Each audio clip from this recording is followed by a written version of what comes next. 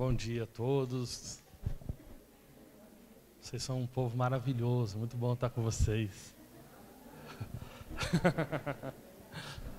Está gravando agora, né, pessoal? Consequências práticas da espiritualidade integral.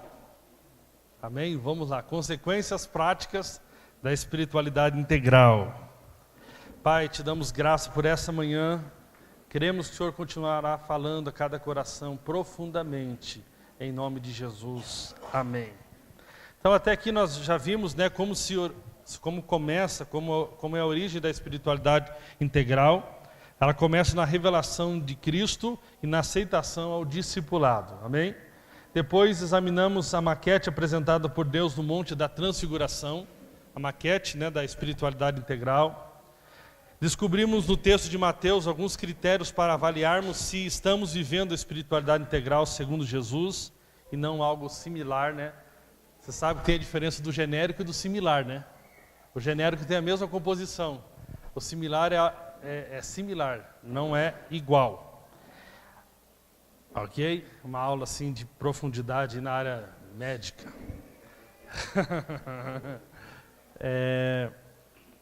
Agora nós vamos ver de maneira, né, bem prática agora, quais são as consequências práticas da espiritualidade integral, quais são os desdobramentos. Amém? Tudo isso está em Mateus aqui.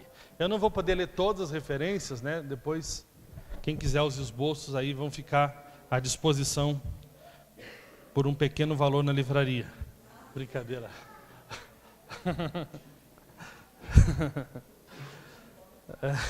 Primeira coisa, vamos lá. Consequência prática agora. Amém? Já tivemos uma revelação, o discipulado já começou a acontecer. Jesus mostra a maquete.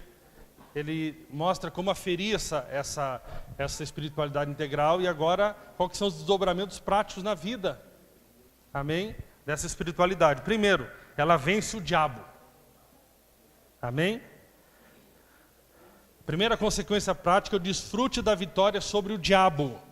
Em Mateus, né, no capítulo 17, no versículo 14 a 21, depois ali que eles descem do monte ali, mostra que a primeira coisa que acontece, eles tiveram um confronto com o diabo. Está ali do 14 ao 21. Ou seja, não existe espiritualidade integral sem o desfrute completo e absoluto da vitória sobre o diabo. O que acontece, irmãos, muitas vezes, né, os extremos, o problema é os extremos, né? Eu vou falar um pouquinho isso na última ministração hoje. A gente cai muito para extremos. Antes você achava que tudo era macumba, que nem eu. Agora não existe mais nenhuma consequência espiritual, não existe demônio. Para nós é tudo natural, é remédio, advogado. Para nós demônio não existe mais. Porque cai no extremo. Mas aqui mostra claramente, depois de todo esse ápice, eles vão lá ter um enfrentamento com o diabo. Então, infelizmente, muitos perderam a visão da batalha espiritual, outros têm a visão de batalha espiritual completamente equivocada. Lembre que para ferir a tua espiritualidade, tem que ser centralizada na cruz e no Evangelho. Então, qualquer ensino de batalha espiritual que não esteja centralizando a cruz, e o que Jesus fez com o diabo na cruz, ele é um ensino falso. Amém? Então, existe o enfrentamento? Existe o mundo espiritual? Existe a batalha? Existe. Nem tudo é natural? Não. E quando você perde essa visão, você deixa de entender quem é seu verdadeiro inimigo. Conforme Efésios diz, a nossa luta não é contra a carne nem sangue, mas sobretudo contra principados e potestades, contra os dominadores deste mundo tenebroso, contra as forças espirituais do mal nas regiões celestiais. Por isso a espiritualidade integral é praticada logo na perspectiva de Padre Quevedo, exorcismo. Quer dizer, ele acreditava que não existia. Do enfrentamento, né? De você lidar ali com os obcecados pelo diabo, de gente tomada por espíritos malignos, por gente cuja mente foi tão adoecida por espíritos diabólicos que fazem do seu viver uma mentira. Então essa espiritualidade integral crê é que de forma natural existe a presença sobrenatural de forças espirituais que estão atuando de forma natural. Não estão vestidos aqui de diabo, de capa preta, mas os espíritos malignos estão agindo de maneira natural, mas tem influências sobrenaturais. Amém? E aqui nós podemos ver, né, que essa espiritualidade integral, ela crê na vitória sobre o diabo. Então aqui que nós podemos ver o discipulado. Eles têm a revelação, tu és o Cristo. O discipulado começa, eles têm experiência da maquete da transfiguração. Mas de repente quando eles vão enfrentar o diabo ali, uma coisa ainda não tinha maturidade. Não teve o desdobramento correto na hora da batalha espiritual ali, porque eles não conseguiram lidar com a situação do endemoniado. Eu pergunto para você, quantos lidam com o endemoniado? Poucos crentes ainda lidam com o endemoniado, ainda são reféns, ainda são tímidos no que diz respeito a qualquer relação com o diabo. Falam tanto da graça, mas tem medo ainda do diabo acusar o seu pecado na hora da libertação. Né? Eu coloquei essa semana uma postagem. Se eu vou expulsar um demônio, ele fala, você adulterou. Eu falo, tudo bem, mas eu estou falando em nome de Jesus. Jesus não adulterou. Tchau. Finalizei. Entendeu? O diabo dá 3 tapinhas. Finalizei.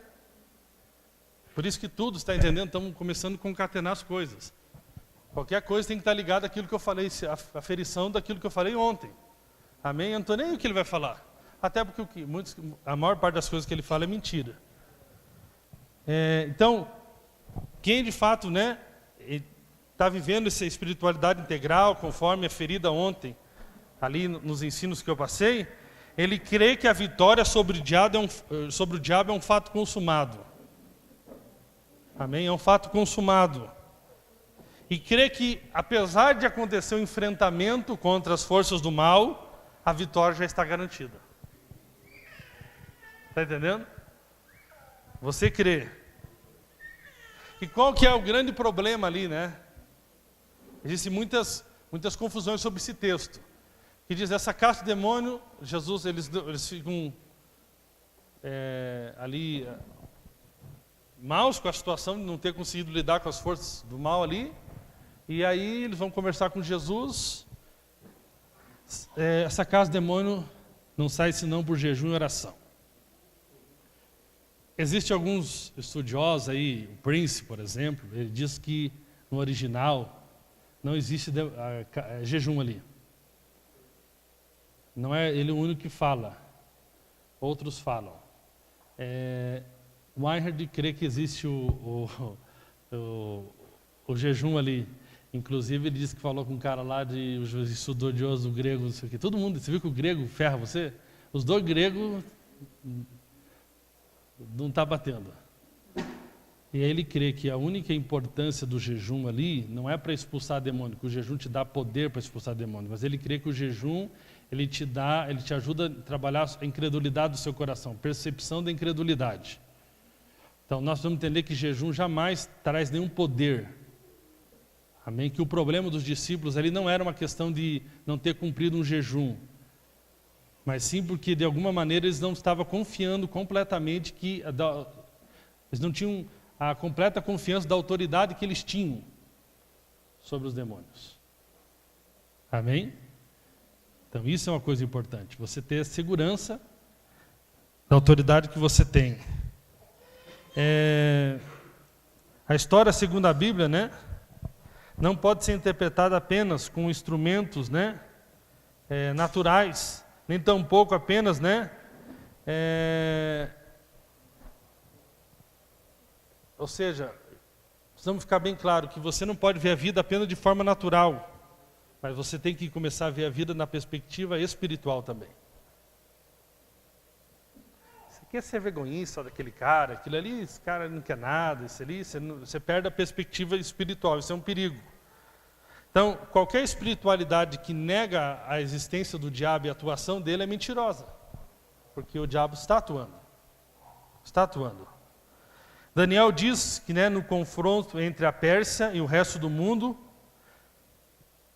que ali não era apenas um confronto político, e social. Havia principados e potestades, né, que estavam ali agindo, controlando aquela situação através, né, daqueles governantes. Então nós temos que entender que existem governantes, potestades que estão atuando de forma, através de governantes, através de pessoas influentes, para que as coisas sejam orquestradas da maneira que o diabo quer. Quando nós lemos aqui o texto de Marcos 5 sobre o gadareno, nós vamos ter aqui um relato importante. O que os demônios daquele que estavam no gadareno não queriam? Não nos mande para fora desse país. Eles não queriam sair daquela região. Ele falou assim: nos coloque nos palmeirenses.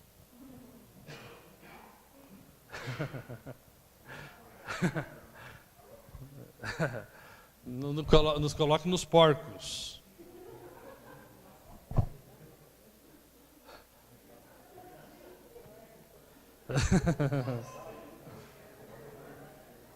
Ou seja, por quê? Aquela região ali era a região que ele estava atuando, aqueles demônios tinham se especializado naquela região. Ele fala: não nos mande para fora daqui, nos mande para os palmeirenses. Entendeu? Então nós precisamos observar aqui que essa organização espiritual, o diabo querendo ficar naquela região, porque afinal de contas ele tinha se especializado em atuar naquela área. Então, uma das consequências práticas então da espiritualidade integral é que você não foge do diabo. Você encara. Você enfrenta endemoniados, possessos, pisa em cima de despacho se precisar, não tem medo de galinha preta, nem de cachaça, nem de vela vermelha, nem de mãe de santo, nem de médium, nem de Lúcifer, porque maior aqueles que está em nós do que aquele que está no mundo. Amém? Você crê mesmo isso? Você tem essa convicção mesmo?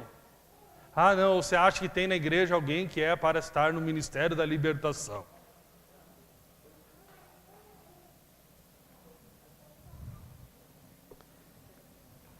De maneira prática, o texto de Efésios, eu já preguei ele 4 domingos uma vez sobre Efésios.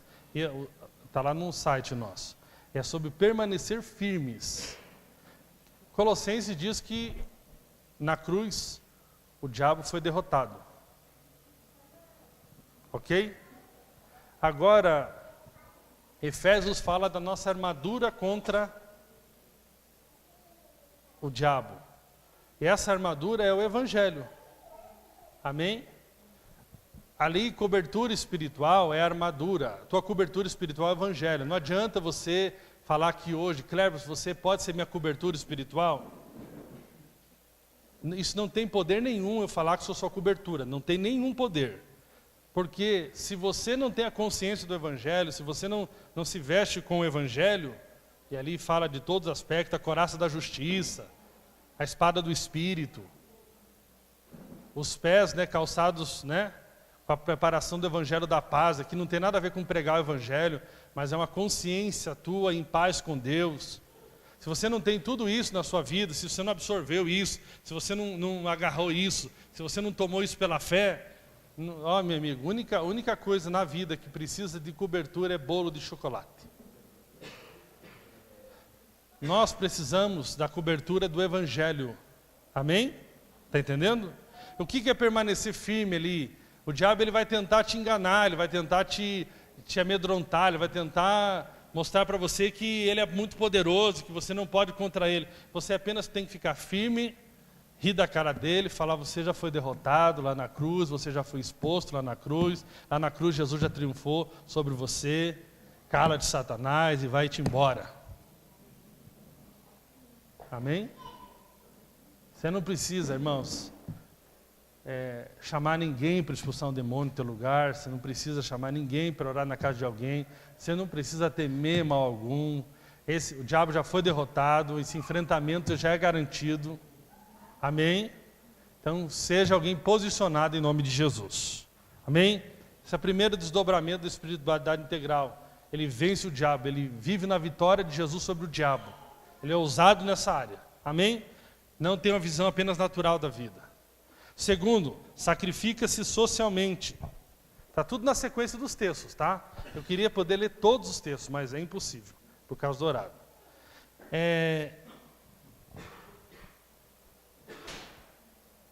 O capítulo 17 prossegue no versículo 24 a 27. E aqui está falando do pagamento dos impostos. Ok? Então, saíram lá da transfiguração, lidaram com o diabo, agora tem que lidar com o leão. Com os impostos. Você vê que Jesus lidou com todas as coisas que nós lidamos. Demônio. Impostos, Jesus está lá lidando com os impostos, os discípulos também. O discipulado está acontecendo na vida, amém? Então, por exemplo, você liga para mim e fala, não estou conseguindo. Que isso, rapaz? Vai para cima desse capeta. Em nome de Jesus. Aí agora tem a questão dos impostos, né?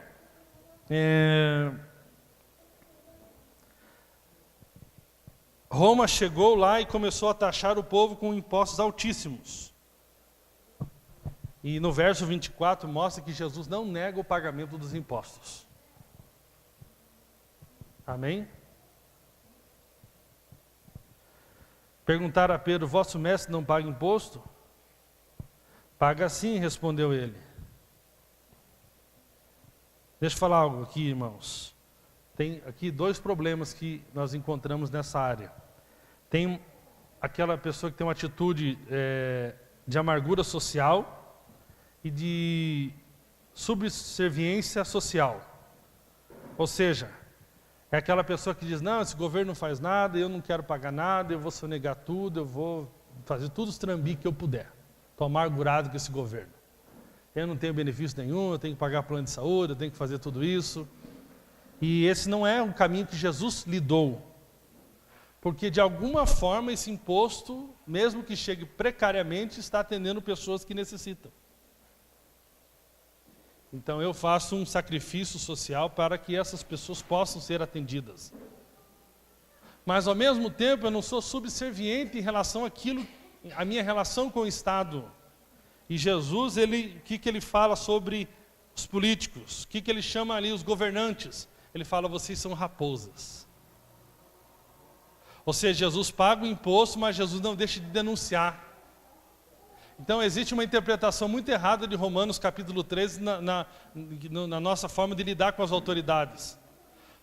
Então vamos interpretar agora Romanos 13 à luz de Cristo, como chave hermenêutica. Então quando Jesus diz para você honrar suas autoridades, sim, mas ele está ali tratando de autoridades que são justas. Mas aqui ele paga o imposto, mas ele fala, vocês são raposa. Ou seja, então, nós vamos aqui, a eleição está chegando, não vamos votar em nenhuma raposa. Nós vamos continuar pagando nossos impostos, mas vamos lutar para que os governantes sejam justos. Está entendendo? Nenhum momento é para você ficar assistindo a cena, e todo mundo roubando, falando, não é assim mesmo, né? Não tem nenhuma autoridade que não tenha sido constituída por Deus. Ela pode ter sido constituída por Deus, como Saul. Mas para permanecer no trono, precisa andar em justiça, porque senão a injustiça Davi tem que assumir. Está entendendo? Então, nós precisamos ter esse coração, você não pode ter esse coração amargurado, não quero ajudar ninguém, não vou pagar nada, não, você tem que buscar cooperar com o Estado, mas deve denunciar aqui qualquer tipo de irregularidade.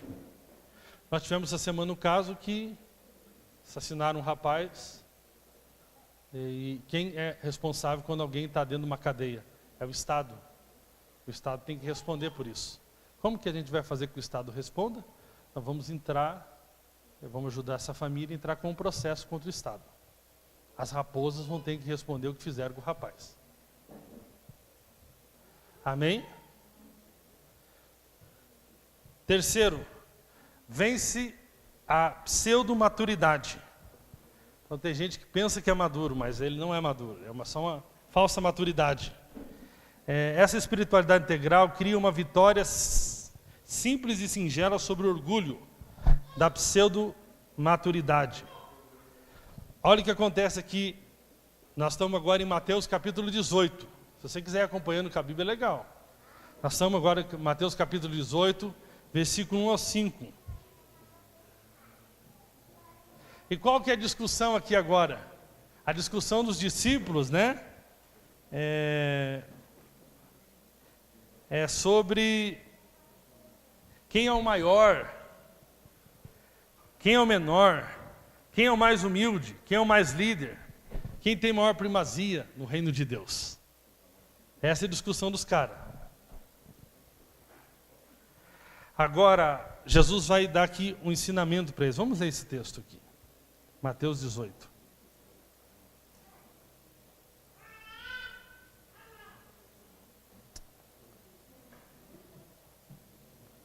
Mateus 18.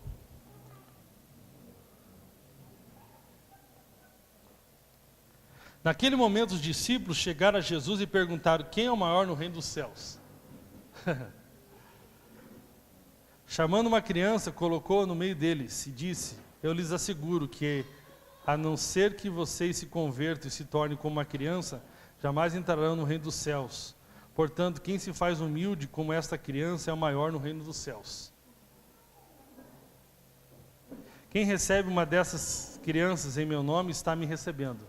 Então o cara queria saber quem que é o maior. Aí Jesus fala: é essa criança. Poxa, mas eu que fiz o seminário? E a criança que é maior? Está entendendo? A verdadeira maturidade espiritual leva-nos a uma simplicidade não simplista, a uma humildade não auto-humilhante e a uma consciência total de que ainda existe sempre a possibilidade de crescermos. Existe o desejo de crescer. Amém? E aí Jesus, como nós acabamos de ler, ele compara a humildade da espiritualidade integral à atitude de uma criança. As crianças são simples, humildes, pois sempre estão dispostas a aprender, né? Sempre estão aprendendo a criança.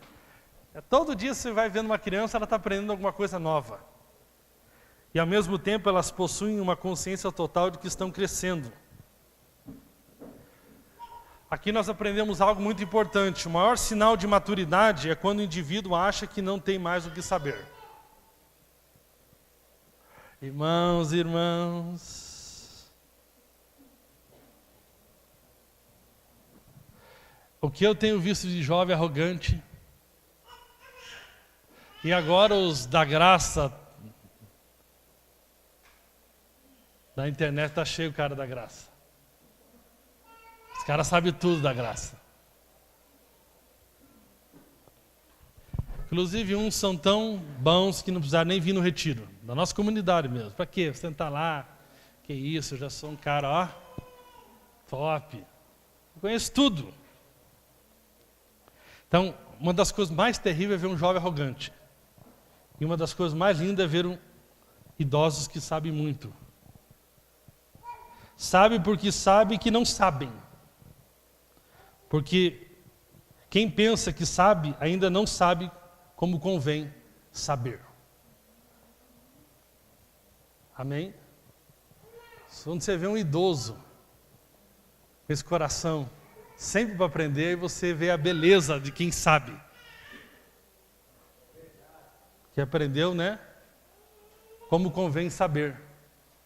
Mas quando você pensa, quando você vê alguns jovens, você fica triste. Quem não tem um coração ensinável como de uma criança ainda não entrou no caminho da espiritualidade integral.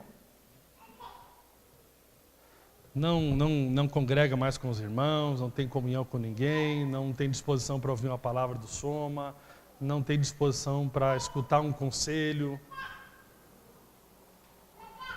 Não está no caminho da espiritualidade integral. Está entendendo? Não tem mais disposição. Acha que já sabe tudo de casamento, nunca foi casado, não sabe nada de casamento, mas acha que sabe tudo de casamento, sabe tudo, sabe sempre mais que os pais, sabe sempre mais que os presbíteros que Deus colocou. Tem um caso aí, né, de um irmão, ele mandou até para mim. Ele começou a iniciar um relacionamento com a nossa comunidade, mas aí, de repente ele para, de repente ele volta, e agora ele mandou para mim: ó, Cleves, o que você acha disso aqui?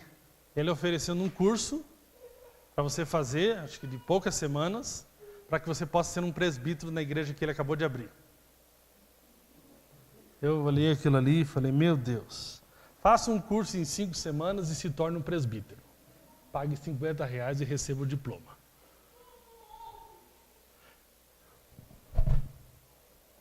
Aí ele falou, o que você achou?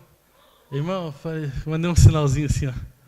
Não vou responder, não tenho o que responder, né? Se eu for responder, a resposta é muito dura.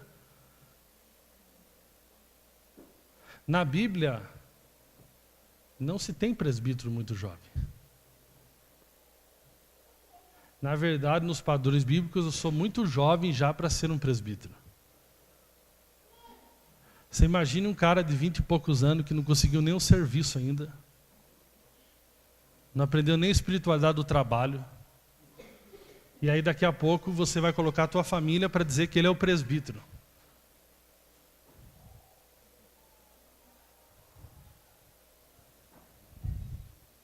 Está entendendo? Então vamos manter o coração singelo, irmãos. Ainda há muita novidade sobre a graça no Brasil. Está muito novo as coisas. Tem gente falando de coisas muito profundas com pouca maturidade. Não tem mentores, não tem pessoas que os ajudam. Tome cuidado com isso. O cara aprende o primeiro versículo lá e acha que todo mundo que passou na história da igreja não sabe nada. Tem que tomar muito cuidado com isso. Amém? Vamos manter o coração ensinável como de uma criança. Porque então é a criança que Jesus fala, essa é maior no reino de Deus. Amém? Então esse é um desdobramento prático da espiritualidade integral. Ele vence essa pseudo-maturidade.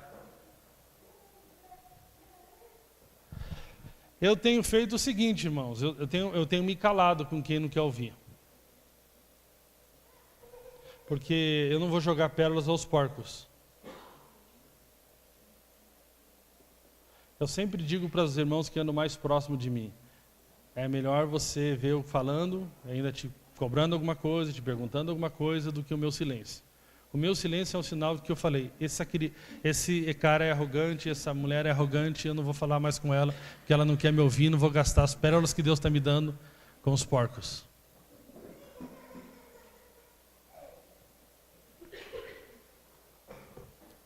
Ok? Então tem um coração para aprender. Amém? Outro princípio, vive para facilitar trajetórias. Esse é o desdobramento da espiritualidade integral. A pessoa vive para facilitar trajetórias. Aqui nós temos, né, o texto está lá no... Vamos ler isso aqui também, que eu acho que senão não vai ter um entendimento. Abre lá em Mateus 18.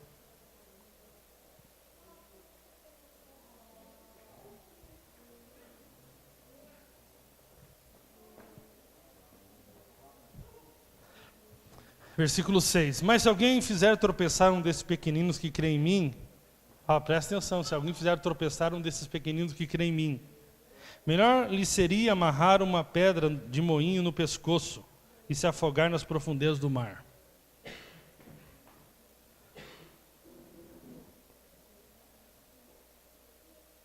Ai do mundo por causa das coisas que fazem tropeçar.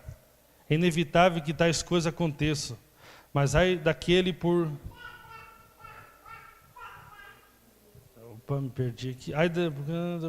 Inevitável aconteça. Mas ai daquele que por meio de quem elas aconteçam. Se a tua mão ou o seu pé o fizerem tropeçar, corta-os e joga-os fora. É melhor entrar na vida mutilado ou aleijado do que, tendo as 2 mãos e 2 pés, ser lançado no fogo eterno. E se o teu olho fizer tropeçar, arranca e o joga fora. É melhor entrar na vida com um só olho do que, tendo os 2 olhos, se lançado no inferno. Cuidado para não desprezarem um só desses pequeninos, pois eu lhes digo que os anjos deles nos céus estão sempre vendo a face de meu Pai celeste. O Filho do Homem veio para salvar o que se havia perdido. O que acham vocês se alguém possui 100 ovelhas e uma delas se perde? não deixará as 99 nos montes indo procurar a que se perdeu? E se conseguir encontrar, garanto-lhes que ele ficará mais contente com aquela ovelha do que com as 99 que não se perderam. Da mesma forma, o Pai de vocês, que está nos céus, não quer que nenhum destes pequeninos se perca. Amém? Então aqui nós observamos que a espiritualidade integral ela está focada em que nenhum se perca. Ela está focada em facilitar trajetórias. O verso 6 diz que quem quer facilitar trajetórias, ele evita ser escândalo. Amém? No verso 10 diz que ele evita desprezar os irmãos e vive com a imensa consciência de que, se necessário for, suas ações serão controladas. Aí fala das mãos, fala das atitudes, que tudo está relacionado com não escandalizar o próximo.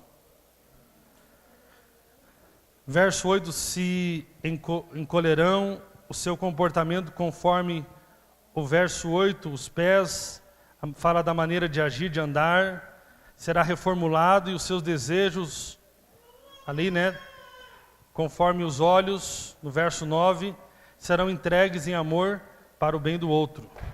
Então aqui nós temos duas coisas que Jesus está salientando. A primeira está do versículo 6 até o 9, que está falando do juízo, ai daqueles. Segundo está entre os versos 11 e 14, que é o amor, que mostra do amor do Pai pelos seus filhos. Amém?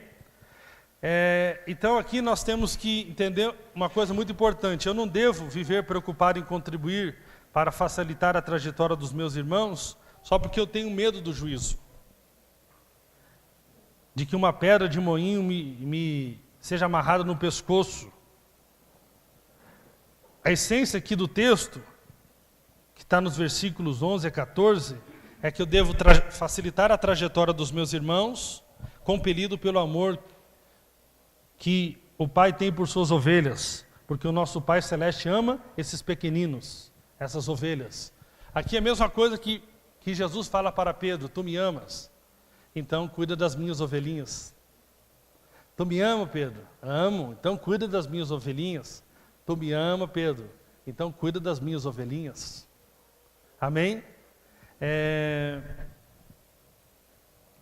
E aqui fala da alegria do Pai quando uma dessas ovelhinhas se converte, como uma dessas ovelhinhas que estavam perdidas e são encontradas. E o que deve nos motivar na essência é esse coração de saber que quando nós estamos vivendo para facilitar a trajetória dos outros, para ajudar os outros a se levantar, para ajudar os outros a se fortalecerem na fé, nós estamos fazendo com que o coração do Pai se alegre com isso. Ele tem muito prazer nisso, Ele tem muita alegria nisso. É isso que deveria motivar o nosso coração. Se somos discípulos de Jesus, se somos filhos amados do Pai, nós queremos ver a alegria do Pai. E a alegria do Pai está em quê? Que as pessoas, que ninguém se perca. Amém? Então nós vamos ter aquele coração para facilitar trajetórias. Em nome de Jesus, Então nós temos sempre que manter o equilíbrio aqui entre o juízo e o amor. Pois quando se funde, eles criam um projeto de vida que existe para o outro, para o próximo. Amém? Isso que, irmãos, nós temos que entender. Você já passou da morte para a vida, você já tem tudo em Cristo. Então você pode passar, aquilo que eu ministrei semana retrasada, mudando de foco. Você pode, em vez de ser aquela pessoa que está sempre para receber, sempre para ser cuidado, sempre para ser amado, você muda o teu foco. Você agora passa a ser alguém que entende que é melhor dar do que receber. Você recebeu tudo e você sentiu muita alegria por receber tudo, mas você sente muito mais alegria de compartilhar tudo que você tem recebido com as pessoas. Isso é algo fundamental. Eu sempre penso como será meu velório. Eu gostaria muito de ver meu velório. Sabe por quê? No velório que você vê onde você investiu a tua vida. Eu já tive casos de velório que eu tive que falar para a família o seguinte: suspende o velório. Uma vez uma família me pediu para fazer o velório no prédio antigo, lá tinha mais de 1.000 metros quadrados. Aí eu perguntei: quantas pessoas vocês têm previsão de estar no velório? Eles falaram: 3 pessoas. Eu falei: quer um conselho? Pede para a funerária trazer esse caixão só de manhã e vão dormir. Porque você ficar num salão de 1.000 metros quadrados, velando um corpo ali, velando um corpo não, ali naquele velório, com 3 pessoas num salão de 1.000 metros quadrados é uma coisa muito triste. Ou seja, significa que aquela pessoa que estava sendo ali, acontecendo o velório, ela, na trajetória da vida dela, ela não conseguiu agregar muito à vida das pessoas, plantar gratidão no coração das pessoas. Ao ponto que no velório dela não tinha nada, não tinha ninguém, só tinha aqueles que de fato, minimamente eram obrigados a estar naquele velório.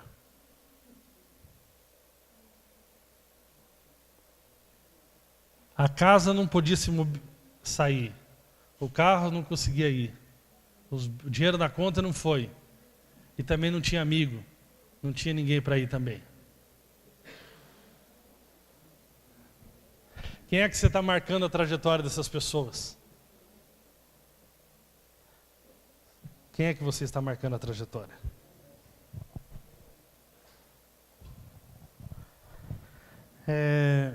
Amém? Então, a espiritualidade integral se desdobra, onde você vai estar facilitando trajetórias. Irmão, eu fico pensando numa revolução de uma igreja onde todo mundo está lá para facilitar a trajetória. Todo mundo lá está para cuidar uns aos outros, ajudar uns aos outros. Muda completamente. Ao clericalismo você acha que tem 5 irmãos que tem que cuidar de todo mundo.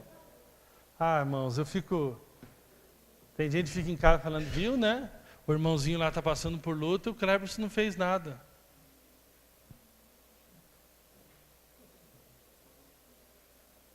O outro está precisando de visitar, ainda conversa um com o outro. Ele foi te visitar? Irmãos, tem uns irmãos que são muito cara de pau. Ele faz fofoca de mim que eu não fui visitar, mas ele nunca foi visitar a pessoa que ele está fofocando. O Cleberson não foi te visitar, né? É interessante, para mim também não. Por que os dois não se visitam, os fofoqueiros? Um visita o outro, está tudo resolvido. A pessoa só tem que ter um pouco de raciocínio. Nenhum pastor no mundo vai visitar todas as pessoas. Por isso que ser pastor na Bíblia não é igual a ser um presbítero. Pastor na Bíblia é um dom. É um dom. Não tem que colocar um óleo na tua cabeça e eu te digo, nesta manhã tu serás um pastor. É um dom que foi dado por Deus. Amém?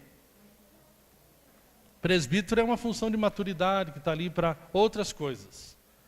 Mas no Novo Testamento o foco do cuidado é uns aos outros. Se todo mundo ajudar, né, você tem mais proximidade com um, mais amizade com o outro, se todo mundo for se fortalecendo, não ligar, né? Não precisa você achar que você tem que cuidar da igreja inteira. Não. Sabe, irmãos, eu aprendi uma coisa, eu não fico buscando problema. Mas eu não me nego a resolver aqueles que aparecem para mim. É só isso, a vida é simples. Né? Você não tem que ficar ali tentando achar que vai resolver o problema do mundo inteiro. Esses dias o irmão perguntou, posso colocar nem lembro que irmão que foi. Eu posso colocar aqui uma solicitação de ajuda para pessoas que sofreram com a enchente em Curitiba? Ela falou, todas as ajudas não vai dar. Porque realmente foi uma tragédia em Curitiba. Nós vamos primeiro atender os domésticos da fé, aqueles que estão mais próximos, porque nós não fomos chamados por Deus para abraçar todo mundo. Nós não vamos conseguir resolver o problema de Curitiba inteiro. Então a Bíblia estabelece alguns critérios. Primeiro, os domésticos da fé, aqueles que estão mais próximos de nós. O que adianta eu ajudar uma pessoa que está lá fora, lá longe, que eu nem conheço, e o cara que está do meu lado, puxa, não estou fazendo nada por ele. Então primeiro eu vou fazer por esse que está do meu lado. Depois eu vou estendendo aquilo até onde Deus me possibilitar que o meu braço alcance. Às vezes não alcança diretamente eu podendo contribuir, mas alcance da maneira que eu posso, como eu soube da informação lá que a prefeitura, através da CRAS, vai ajudar, não sei de que alguma forma. Eu falei, já coloquei lá no grupo, divulguem para as pessoas, vai lá na prefeitura, se cadastre e tal, porque foi uma catástrofe, que nós como comunidade não temos condição nenhuma de atender todos que sofreram, nem que nós dê todos os nossos móveis, não vamos atender uma parcela muito pequena, que nós não temos condição para isso, ok? Então não precisa ficar buscando o problema, mas não se nega a resolver aqueles que Deus tem apresentado a você, claramente. Agora aqui chega um ponto importante. Esse desdobramento da espiritualidade integral, ele vence a amargura. Aqui afunila. Está lá no versículo de número, capítulo 18, versículo 15, até o capítulo 19, versículo 12. Essa espiritualidade enfrenta a questão da amargura na igreja. Abra lá sua Bíblia. Mateus 18.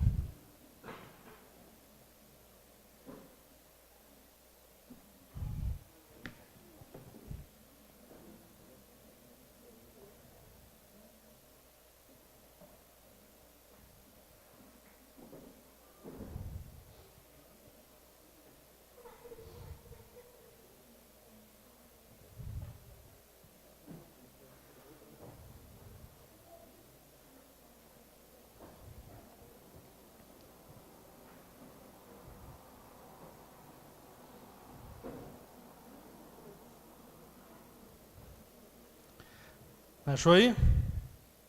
Mateus 18, 15. Então o texto ali está falando sobre como lidar com os problemas de relacionamento. A falta do irmão. Está aqui do versículo 15 até o versículo de número 20. Se o teu irmão pecar contra você. Ó, aqui tem uma coisa que eu quero te ensinar bem clara. O irmão pecou contra você. O que a Bíblia diz? Vá lá e fale para o Cleberson resolver. É isso? Não. Sabe o que acontece na igreja? A gente é covarde. E quer viver no politicamente correto e não quer ter problema com ninguém. E aí vive o amor falso. O amor é para ser sincero. Você está realmente com algum problema com alguém. Se o seu irmão pecar contra você, o teu irmão pecou contra você, vá a sós, não é comigo, com ele, e mostra ali o erro. Está entendendo? Se ele ouvir, você ganhou seu irmão. Então aqui nós estamos entendendo a mutualidade, como funcionam as coisas na igreja, até em relação à correção. Uma coisa que eu decidi, eu vou parar de ficar entrando em assunto que não segue os princípios bíblicos. O irmão chega para mim, eu estou com um problema que o irmão não me pagou. Você já foi falar com o irmão, não, deixa, não quero, deixa. Então deixa. Então deixa, porque você quer que eu fale, mas você não quer se expor. Aí depois, quem que fica por mal? É só o Kleber, viu? Kleber, não sei o quê. Irmão, você pode pensar, são poucos casos hoje até hoje na MAI que teve algum problema direto comigo. Eu com a pessoa, uma coisa minha. Normalmente foi alguma coisa que eu intervi, como na minha função de presbítero, tentando conciliar algum problema. E depois quem fica com o problema sou eu. Mas não tem problema também eu ficar com o problema, só que vai seguir essa sequência aqui. Mas se ele não ouvir, leva consigo mais 2 ou 3. Pega o cara lá do teu GP. Não me chama primeiro também. Pega 2 ou 3 irmãos que tem e vocês vão conversar com esse irmão. Aí o que a Bíblia diz? Depois traz a igreja. Eu creio que depois traz a igreja, depois leva para os presbíteros resolverem. Mas primeiro vai lá e conversa com o irmão em amor. Chama 2 ou 3 testemunhos e vai resolver a situação. Porque tem um problema sério aqui que o versículo 19 fala. Que se isso não for resolvido, tá bom, deixa quieto. Tem irmão que está muito triste porque emprestou o dinheiro para outro irmão e o irmão não pagou. Lá no teu coração, você falou deixa quieto, mas não está quieto não. Está lá no teu caderninho. R$47, Avon, irmãzinha Joaquina. Jequiti agora. O que acontece quando isso não é resolvido? Ele quebra a sinfonia de amor na comunidade. Olha o que acontece. Também lhes digo, se 2 de vocês concordarem na terra, qualquer assunto sobre o qual pedirem, isso lhes será feito por meu Pai que estás no céu. Pois onde se reunirem 2 ou 3 em meu nome, ali eu estou. Então, vamos ver aqui. Aí aqui ele entra então, depois de falar dessa situação de problemas, ele está entrando na oração. Olha que coisa, você tem que entender o contexto. O contexto aqui está de perdão. Falou assim, por que é importante então que haja uma solução e que não devemos deixar a amargura crescer. Porque nós vamos ter que entender que nós vamos quebrar a sinfonia do amor e por causa disso as orações nossas não são respondidas. Porque se 2 ou 3 concordarem, ou seja, mas como que eu vou concordar algo com você se nós estamos com o nosso relacionamento quebrado?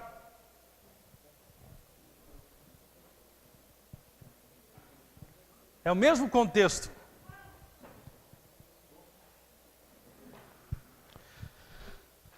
Concordar aqui o termo no grego é comparado com uma sinfonia. Está entendendo? Ou seja, tem que haver sinfonia no corpo para que essa oração então seja considerada uma oração de concordância.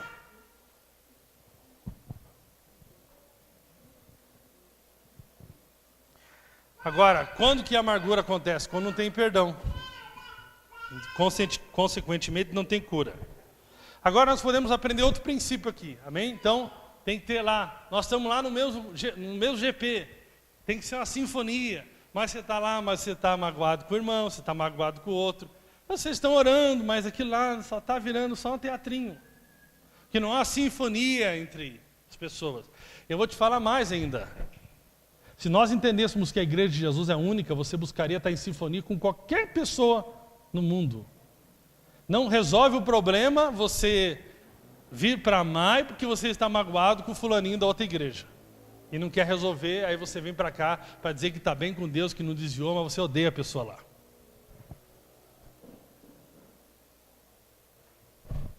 Mas aqui tem outro ensino aqui sobre, olha lá, versículo de número 17. Se ele se recusar a ouvi-los, conte a igreja, e se ele se recusar a ouvir também a igreja, trate como pagão ou publicano. Por isso, aí eu vou falar aqui, nós estamos recapitulando algumas coisas. Eu falei na minha primeira ministração sobre o protótipo da espiritualidade integral. Mas na segunda eu dei uma advertência que existem correntes da filosofia, da teologia, que se parecem com a espiritualidade integral. Então nós temos que aferir essa espiritualidade em relação ao Evangelho. Amém? Evangelho. Então nós temos gente que chega a alguns pontos, eles travam, porque eles são do politicamente correto. E eles aceitam o Evangelho até um ponto, mas quando chegam em alguns pontos, eles recusam o Evangelho. Como que é recusar o Evangelho? Quem é que está falando essas palavras aqui que eu estou dizendo agora? Quem é que falou essas palavras? Foi Jesus. E o que Jesus está falando? Vai lá, fala sozinho com o teu irmão, leva 2 ou 3 pessoas se não der certo, e depois traz a igreja. Se eles não virem a igreja, considera como um público. Então assim, sou eu que estou falando ou é Jesus? Jesus. Então você é mais bom do que Jesus? Então, hoje é uma corrente que ensina que diz, não existe nenhum tipo de disciplina. E aí Hebreus, o autor de Hebreus diz, não existe filho que não tenha disciplina, que se você é filho, precisa ter disciplina. Amém? Agora nós precisamos entender uma coisa sobre essa disciplina. Que afastar o irmão sempre é a última medida. É a última medida. Disciplina no Novo Testamento nunca era para o faltoso. Não é para o faltoso. Sabe para quem que é? É para o cínico. Eu vou repetir para você. Disciplina no Novo Testamento não é para o irmão faltoso, mas é para o cínico. Quem que é o cínico? O cínico é aquele que já foi à igreja, já tentou de todas as maneiras conversar com esse irmão, insistiu. Infelizmente, essa pessoa não muda a sua postura.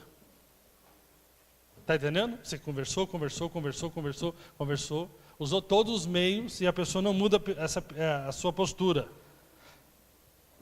Quando uma comunidade, ela desliga a priori a pessoa sem seguir esses princípios de longanimidade do amor, ela quebra a sinfonia do amor na igreja. Esse aqui não sei o que, tchau. Esse aqui não sei o que, tchau. Esse aqui não sei o que, tchau. Não, está entendendo? Aqui o processo é longo. Nós vamos tentar de todas as formas. Fala você, primeiro que teve o problema, depois leva 2 ou 3, traz para a igreja. Chegou na igreja, fala de novo. E vamos tentar todas as maneiras até que a pessoa tenha uma mudança. Nós não podemos ser um ajuntamento comunitário de justiceiros. Nós somos um ajuntamento comunitário de amor, de graça, de perdão, de oportunidade. Amém? Mas existe um momento, por amor àquele cínico, que é necessário que ele seja o quê? Desvinculado. Para que haja um arrependimento. Amém? Eu vou pular essa parte aqui do versículo 18, capítulo 18, do versículo 21 a 35, que fala que nós devemos nos transformar em Lameque do amor. Lameque desejou a vingança multiplicada, 70 vezes 7. E Jesus, ele usa esse texto para dizer que o perdão deve ser 70 vezes 7. Por isso nós devemos ser Lameques do amor. Amém?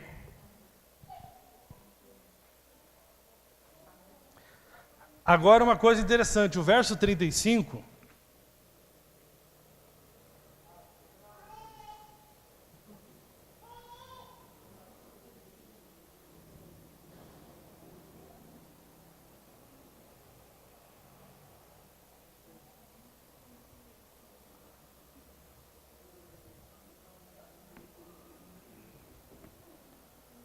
Ele fala dos efeitos da falta de perdão e compara a uma masmorra.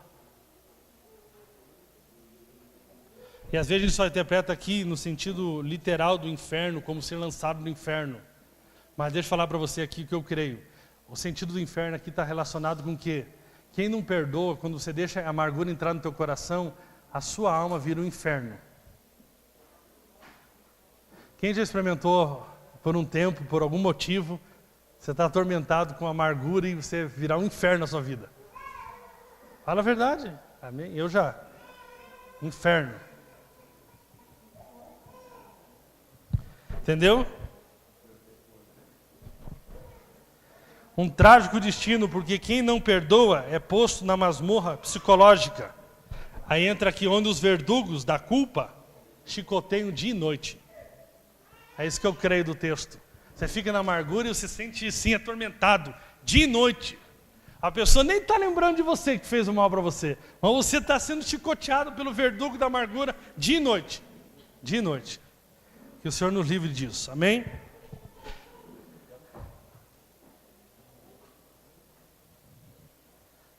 Queridos, nós podemos falar a língua dos anjos, a língua dos homens, podemos falar qualquer língua, podemos fazer milagre, podemos cuidar, ajudar crianças, podemos abrir orfanato, se não tiver amor, nada adianta.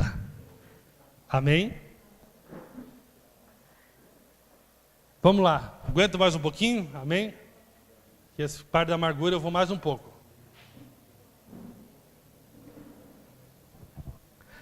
A espiritualidade integral, isso, concentra aqui em mim.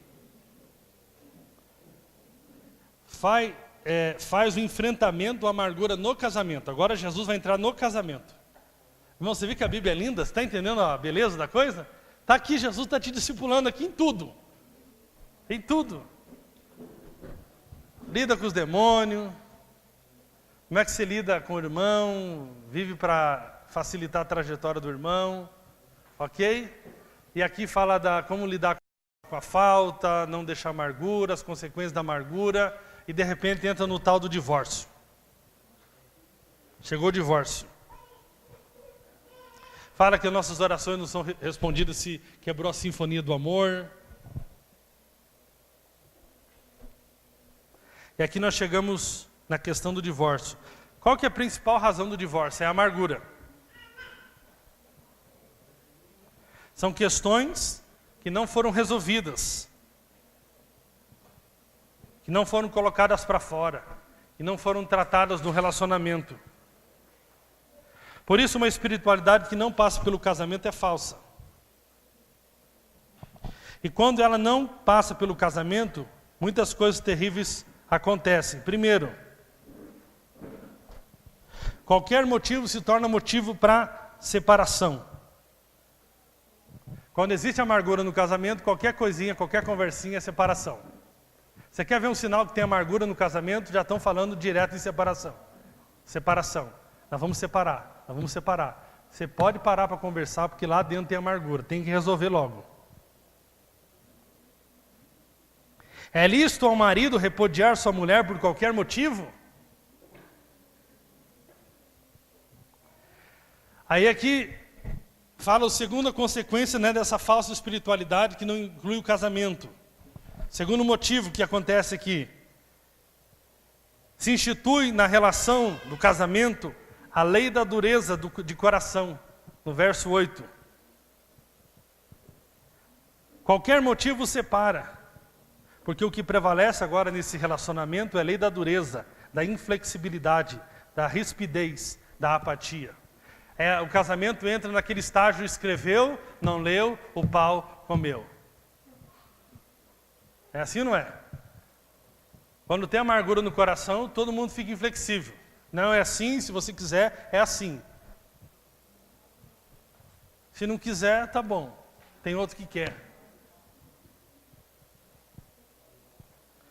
E sabe qual que é a consequência terceira, se isso não é tratado antes? Acontece imediatamente o divórcio emocional. Antes de qualquer juiz assinar qualquer divórcio, o divórcio já aconteceu emocionalmente. Por isso eu não me preocupo com leis que facilitam o divórcio, e sim com corações amargurados. Eu vou repetir aqui. Sabe o que acontece com os crentes? Os crentes estão perdendo tempo, irmãos. Ai, estão liberando o casamento homossexual, e daí? E eu com isso?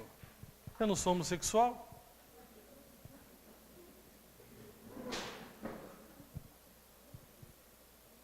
Apesar de eu estar nu com Oséias, mas não é nesse lado.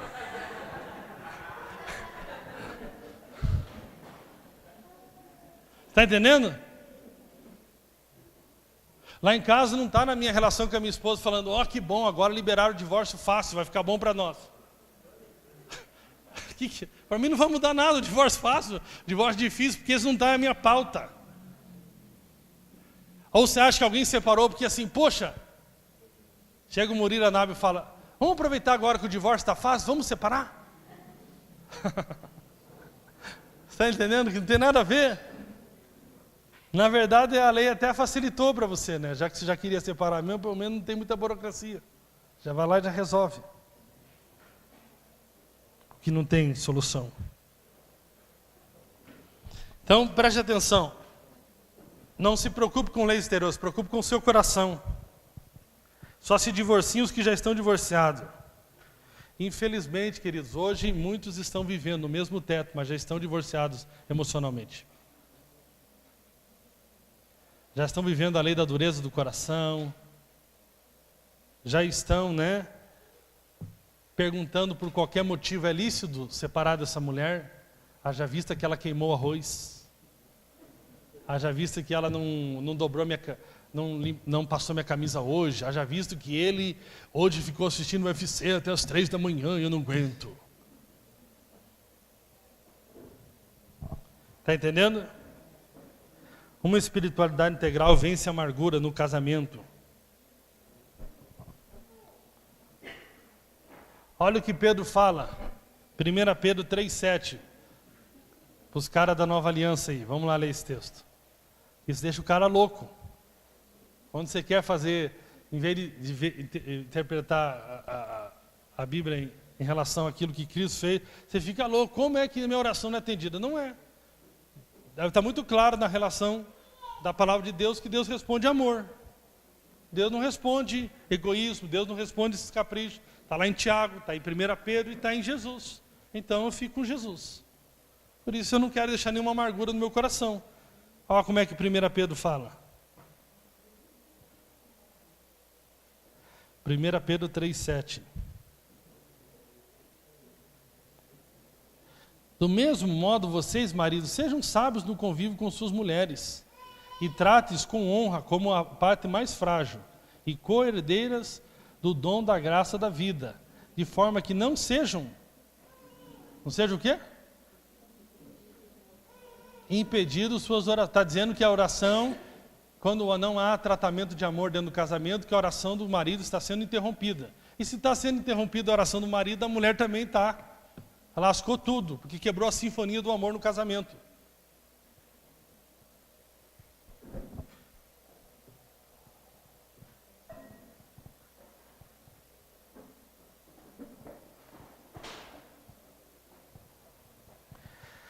O mesmo Pedro, ele fala que vós maridos, vivei a vida comum do lar. O apóstolo fala isso. O que é viver a vida comum do lar, queridos? Eu notei algumas coisas que poderiam ser. Preocupe-se com seus sapatos no lugar, maridos. Com as torneiras que estão vazando. Olha lá, as irmãs estão gostando. Ó. Troquem a lâmpada que está queimada. Dá uma passadinha de aspirador na tua casa. Dá uma forcinha para a esposa quando a criança está chorando compulsivamente. Está lá na hora do almoço, você está cobrando o almoço e a criança está chorando. Vá ao supermercado. Viva a vida comum do lar, com discernimento e tenha consideração com a esposa. Não seja um machista com a parte mais frágil. Trate com maior dignidade, porque vocês são herdeiros do mesmo universo carismático. Vocês são herdeiros da mesma graça de Deus. Porque se vocês estiverem emocionalmente divorciados, as suas orações serão interrompidas. Agora eu quero perguntar assim, como que está a espiritualidade no seu casamento? Irmãos, a Bíblia diz, ame o teu próximo como a ti mesmo. Eu pergunto para você, quem é a pessoa mais próxima de você? A pessoa mais próxima de mim chama-se Fabiola. A pessoa que eu tenho mais chance de magoar chama-se Fabiola. E é o lugar onde eu tenho mais chance de praticar minha espiritualidade integral chama-se Fabiola. E agora o Thales, está morando lá em casa.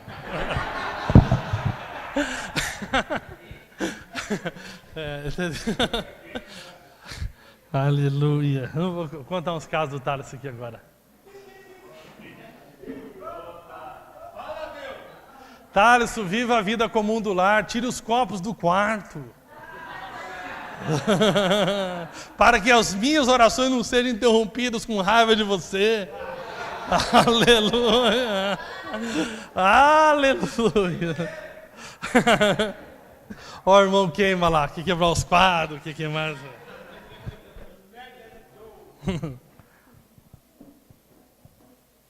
Sabe, queridos, quando nós vivemos em mundos diferentes, como casal, como família, o casamento torna-se um casamento secular. É um casamento secular, um casamento sem Deus. Torna-se um casamento ateu. Agora, deixa eu dar uma dica para a irmã. Não adianta eu chegar em casa agora falando, viu, participar da vida cotidiana do lar, pega essa louça aqui agora. Eu quero falar do processo que aconteceu comigo. Não é por força, por violência, nada, irmãos. Enquanto o seu esposo não tiver revelação disso, você pode só orar. E pode começar a conversar com sabedoria. E as coisas vão se ajustando, nada é imposto. O Espírito Santo, espero que esteja trazendo revelação para cada irmão e as coisas comecem a mudar. Amém? Em nome de Jesus, e a família entre em sinfonia. Entendeu? Penúltimo. Essa foi forte a amargura, né? Essa pega, irmãos.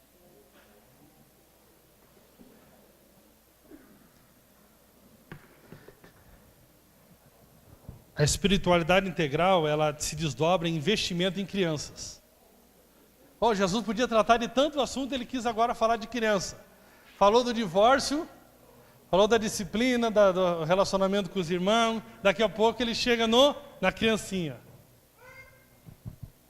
Espiritualidade integral promove como consequência um especial investimento em crianças e nos filhos. Não só nos filhos, em crianças.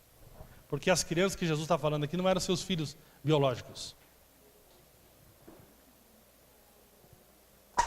Muitos imaginavam, porque nós não estamos na vinha, que nós íamos desmontar a nossa estrutura de criança. Eu só estou te provando que ela não era fruto da vinha em si, apesar de que recebemos o encargo, a influência deles, muito forte nessa área. Mas foi uma coisa que Deus trouxe como uma marca no nosso coração. Não era alguém que estava nos fiscalizando e dizendo, continuem a trabalhar com criança. Olha quantos GPCC, não. Irmão, eu falo para você, eu vou falar uma coisa aqui de coração. A coisa que mais triste que eu fico não é fechamento de grupo de adulto. Porque o adulto ainda, de um certo sentido, ele pode se virar, ele pode ir em outro, ele pode começar na sua casa. Mas quando a gente fecha grupos de criança, a gente está acabando com a vida das crianças. Nós temos que ter essa consciência, nós não podemos ser imaturos.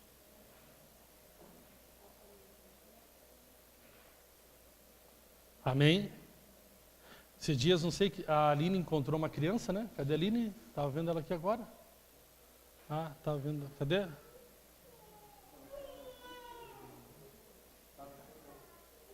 Estava vendo ela assim aqui no meu olho. Não precisa, tudo bem. É sempre assim, quando a gente vai procurar, não acha. Ela falou para mim de uma criança que ela encontrou e parece que está envolvido com drogas e falou, fiquei tão triste. Eu fui na outra semana na célula e a célula tinha fechado. A mulher da casa disse que não tinha mais a célula. Você tem ideia como é que funciona isso? Você falou tanto do amor de Deus, de repente na outra semana a criança aparece lá e não tem mais o grupo. Ou você ia buscar a criança toda semana, simplesmente na outra semana você não vai mais. Eu queria que vocês colocassem no lugar de uma criança. Aí a pessoa fala assim às vezes para mim, tá bom, Kleber, eu não quero mais, está aqui de novo. Mas eu não tenho como resolver. Está entendendo? A pessoa entrega para mim como se fosse minha, a criança não é minha. Eu tento o máximo organizar, ajudar com a Fabíola e tal, mas não tem nada a ver comigo, a criança não é minha. Aquele grupo não era meu, era Deus deu para você que estava fazendo aquele grupo. Pode acontecer um caso de um tempo não dá mais para fazer o grupo? Claro que pode, mas nós temos que ter amor pelas crianças, de algum motivo nós temos que procurar outra pessoa na comunidade, nós mesmos, e para achar, para ver, você pode ficar um tempo aqui, porque eu não estou podendo, não estou legal, não está bom, mas nós temos que ter amor pelas crianças. Não, eu vou repetir aqui. Uma criança que muitos já foi abandonado por pai, violentado por avô. Ela começou a experimentar o amor de Deus, nós levamos ela no encontro, etc. E de repente chega um momento que ela está começando a experimentar o amor de Deus, você deu as lições lá para ela, você fez tudo para ela. De repente, ela chega lá na casa e não tem mais o grupo. Isso é uma coisa assim, irmãos, que nós temos que tomar. Ai daqueles que fizeram dos meus pequeninos tropeçar, querido. Ah, não tem nada. Ai daqueles que fizeram dos meus pequeninos tropeçar. Nós temos que tomar cuidado com isso, irmãos. Amém? Nós temos que ter mais desejo. Eu quero falar para você que é jovem, você que está aqui na nossa comunidade, por que você não se oferece para trabalhar no nosso Soma Kids uma vez por mês? Procura a Fabíola, procura as irmãs, fala, eu estou à disposição. Eu não trabalho no GP Kids ainda, mas eu estou à disposição. Pode contar comigo uma semana, eu faço teatro, eu ajudo você a fazer. Pode contar, eu chego lá cedo, eu faço um cartaz, eu dou um 50 de oferta para a gente melhorar o lanche. Eu dou 20 de oferta, eu dou R$5, eu dou R$1, eu dou 50 centavos. Está entendendo? Nós temos que abraçar isso como igreja. Já fica aqui, irmãos, a nossa advertência. No final de semana do dia 16 de junho, nós temos o nosso acampamento Kids. Eu quero pedir para você o seguinte, por favor, eu sei que muitos irmãos cansaram do semáforo, mas se nós tiver só essa alternativa, que eu acho que não precisa disso, porque se toda a igreja se unir, um paga uma inscrição, outro paga outra inscrição, e todo mundo falar assim, você tem agora até junho, você falar com o teu chefe, falar com quem for necessário, falar, nessa data eu não posso, eu estou o ano inteiro aqui com você, mas nessa data eu preciso que você me libere, porque eu tenho uma ação social que eu faço com criança. E nós, toda a igreja, todo mundo aqui, que eu estou falando com todos, não estou perguntando se tem GP Kids, se não tem GP Kids, eu estou falando assim, se nós estamos praticando essa espiritualidade integral, todo mundo vai se envolver, vai vir para essa chácara aqui linda, que Deus preparou para nós, e nós vamos fazer um baita no acampamento Kids. Nós não podemos perder esse coração. Amém? A Marta esses dias estava passando por um problemão, né, Marta? Ainda está lidando com esse problema. E estava com dificuldade, e no momento que o GP adulto fechou na casa dela, praticamente ficou sem pai, sem mãe, as crianças iam ficar sem ninguém, ia parar o trabalho, ela persistiu na casa dela, e esses dias ela com dificuldade. Quebrada, né, Marta? O coraçãozão arrebentado. Mas a criançada foi bater lá. Como falar não, irmãos? E ela fez, mostrou a foto, estava lindo. É ou não é? Mas ali, né, porque prevaleceu quem ela é, que é o amor. Não é assim que você lida com os teus filhos? Eles não vão entender que você fala assim, ó filho, fica uma semana aí na rua, porque o pai essa semana está com muito problema. E o pai precisa de um tempo para resolver os problemas. Aqui nós não tem como discernir esse negócio. Você não teve que dar risada quando você estava quebrado por dentro para alegrar seu filho? E por que nós vamos fazer diferente com as crianças? Agora, quando nós olhamos aqui algo interessante, né? Se você olhar o texto ali, as crianças vão chegar em Jesus e os discípulos falam para ele, não interrompa o mestre. Mestre, não interrompa o mestre. Ou seja, lidar com Jesus não é coisa para criança. O reino de Deus tem coisa mais importante. Acabamos de expulsar um demônio. Estamos resolvendo os problemas eclesiásticos aqui na igreja. Saber quem é o maior do reino dos céus. Acabamos de ser advertidos sobre o inferno, o juízo e sobre o amor. Estamos tratando de coisas sérias. Há um conflito teológico aqui entre os rabinos e Jesus para saber se pode divorciar ou se não pode divorciar. Nesse cenário aparecem as crianças. E que no meio os discípulos falam, o mestre não vai poder resolver um assunto secundário desse. Estamos aqui com o GP de adultos bombando, está tudo funcionando. Vamos jogar as crianças no canilzinho lá, num lugar que não incomode a reunião dos adultos, porque para muitos nós estamos lá apenas para entreter as crianças, para não atrapalhar a nossa reunião dos adultos. Isso aqui não é hora de menino, isso aqui não é creche. Aí o que Jesus fala? Deixe vir a mim os pequeninos.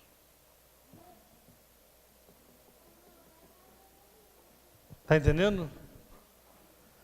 Sabe, irmãos, isso aqui é...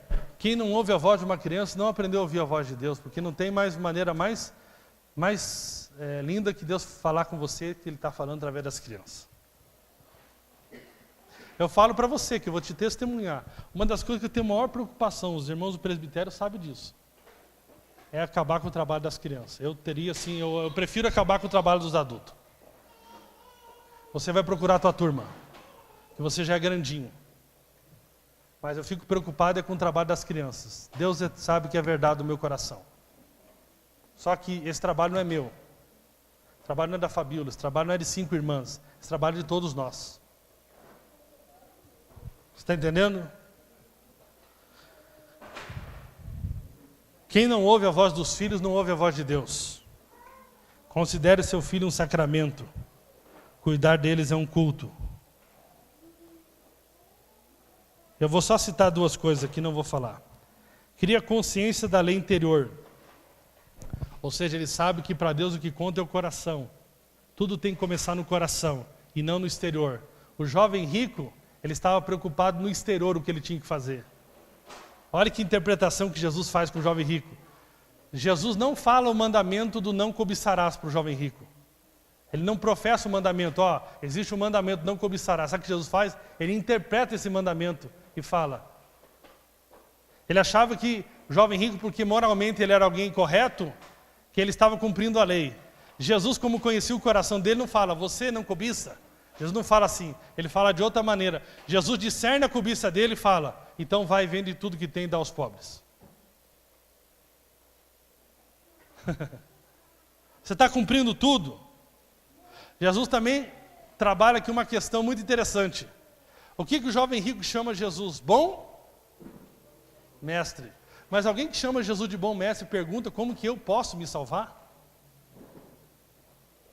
Jesus aqui acaba com a falsa espiritualidade daquele relacionamento onde eu fico falando para o outro que ele é bom, mas no meu coração eu não acredito que ele é bom.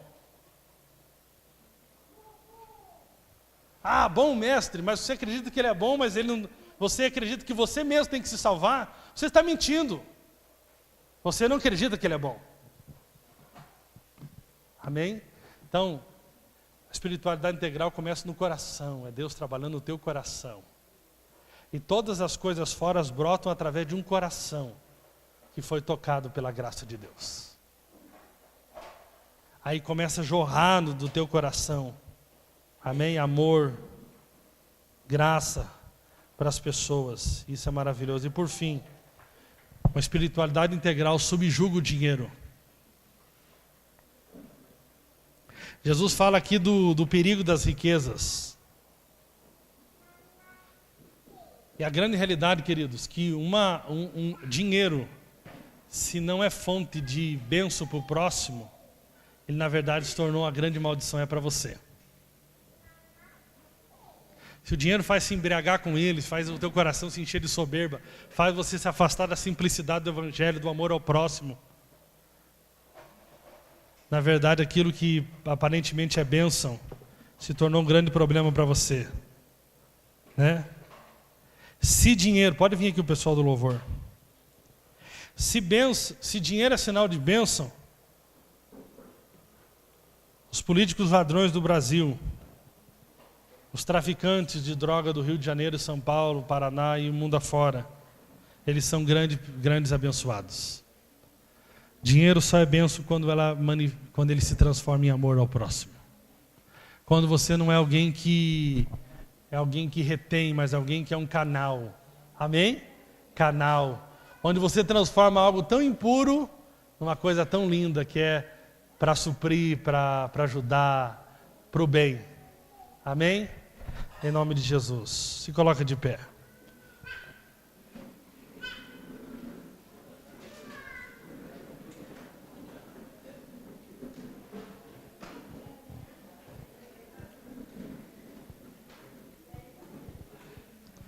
Aleluia, Jesus. E aí, irmãos, como é que está a nossa espiritualidade? Como é que está o nosso culto a Deus?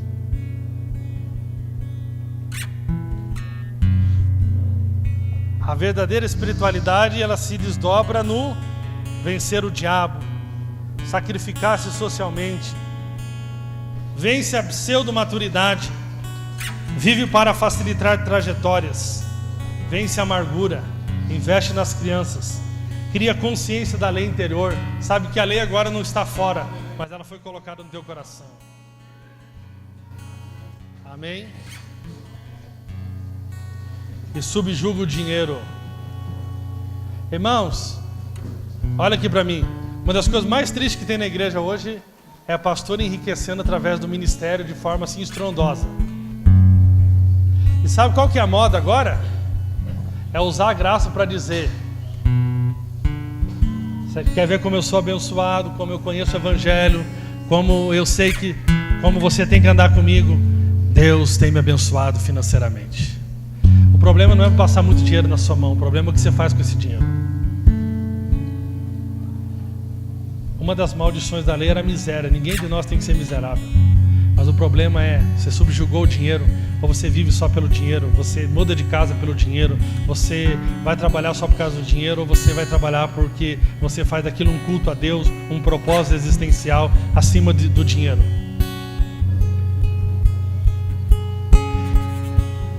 Como é que está esse coraçãozinho aí? Está limpo? Está limpo, queridos? Se não está limpo, vamos limpar ele hoje. Amém? Que o encargo pelas nossas crianças aumente, né? Eu, na verdade, tenho que até cobrar a Fabíola que dia que é a minha escala no Soma Kids. Eu já me decidi de, pelo menos, cada 60 dias, uma vez eu fico fora do Soma dos adultos e vou dar aula para as crianças.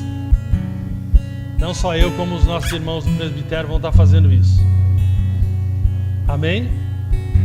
Isso é importante, queridos, que Deus, né? Está entendendo? Que tudo isso aqui, na verdade, se resume o quê? Como é que está o nosso amor pelo próximo? Isso aqui você está falando de amor, com várias expressões na vida. Está entendendo? Então, se nós temos a queda do discípulo, não é a queda moral, mas a queda do amor. Só existe uma lei no Novo Testamento, a lei do amor. Só o amor. Amém?